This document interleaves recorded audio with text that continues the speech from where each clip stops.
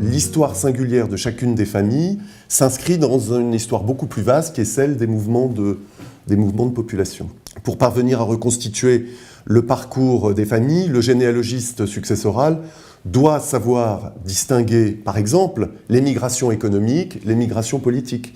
Il n'y a pas grand-chose de commun entre l'itinéraire d'une famille juive qui a fui l'Europe centrale, les pogroms à partir de 1876, et l'itinéraire des migrants polonais qui sont venus s'installer durablement au milieu des années 30 en France, parce que notre pays manquait de main-d'œuvre. Rechercher les cousins éloignés d'Henri d'origine arménienne nous oblige à interroger l'histoire du peuple arménien. C'est forcément l'histoire de ses grands-parents qui ont fui l'Empire ottoman à partir des événements de 1915. Une deuxième illustration de migration peut-être plus récente, ce serait un dossier qui nous serait confié où nous aurions à déterminer la dévolution successorale d'un Français d'origine asiatique.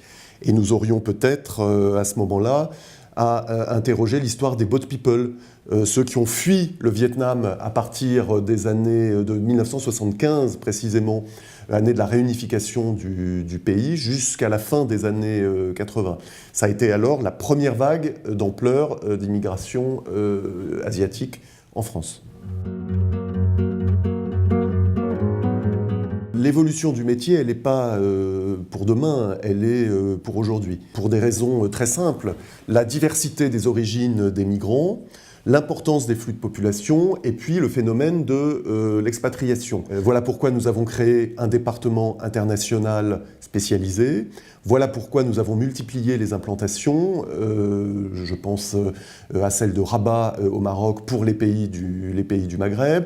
Je pense à celle de Pologne, Varsovie pour les pays de l'Est, implantation en Espagne, implantation au Vietnam, et nous en avons programmé un certain nombre d'autres.